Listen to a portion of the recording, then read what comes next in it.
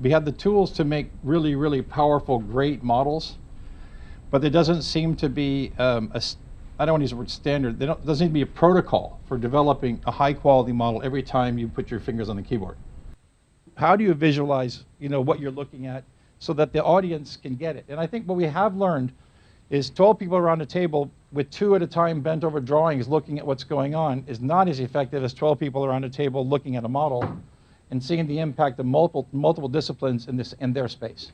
The other part of it is you're working in 3D to build the model, you're flattening it to 2D, then you're giving it to them, then you're going back and repeating the cycle. That's the break right now, to me, in BIM.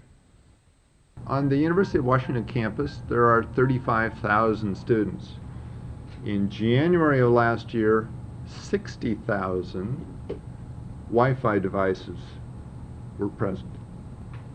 There's a huge population of things being carried around in pockets that are connecting to the world. Most of those things have imaging chips in them now because it's become phenomenally inexpensive to add a camera to a laptop or a phone or a pair of glasses. And many of those devices are directly location aware, or the network is aware of the devices and knows where the network infrastructure is and therefore knows where the device is. This amount of data provides our fighter pilots a much better opportunity to be creative and to solve their mission in ways they could never have done simply relying on their own eyes. Part of the future of our Air Force is a combination of manned aircraft as well as drones, and the drone operators use consoles that look like this. And visualization at the end of the day needs to make the professionals who are thinking about buildings more effective. I've traveled with some of the students to Europe, and true, they don't have the sketchbooks, they don't have their pen and paper, but they've got their cameras and they have their little pads. When we went to some of the castles in Austria, they had it photographed, they had it digitally inputted and spatially recognized, they had it photogrammetry, they had already recognized the spatial volumes of this, all in a matter of 30 minutes to an hour. Where I used to do the same thing, sit there for hours sketching these things out, trying to identify those spatial relationships and design qualities.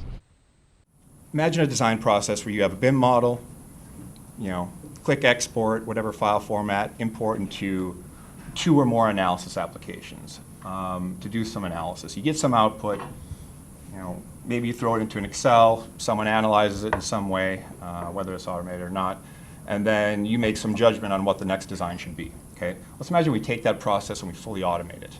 This will help you spend more time on creative design, which is what your specialty is, and let the number crunching and everything else be done by a computer. Don't waste your time doing that. I'm just pointing out areas of rule checking where the rule checking environment then becomes part of the standard task. We don't have very many tools for checking at this kind of level, and I see a big need and a big market potentially for doing this. But let's think about the system architecture.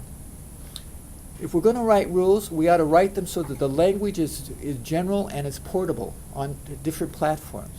That is, in the same way that you write Java programs and it can run on a Mac, it can run on a PC, and it could run on different application platforms like Revit or Bentley. In BIM, there is an elephant, a virtual elephant, but it's always inferred from everybody's view of the elephant. And the information passes from view to view. And yes, there is some great tools that check the consistencies of these views of the elephant. It's the early decisions that have the biggest impact, but they're usually done with the least amount of information. So you can't really commit or should not commit to these early decisions until you know how really, usually the devil is in the details, how these details will pan out. Right? So you have to pursue the design in enough detail that you don't have to forecast or predict, that you can sort of measure and see what the impact is. And then you can decide, between all these complex metrics, what is good and what is, what you like and what you don't like. You want to be very early stage, making, helping to inform early stage design decisions, controlling the level of detail in terms of understanding which decisions are most important and what level of control the different design players need to have is really critical.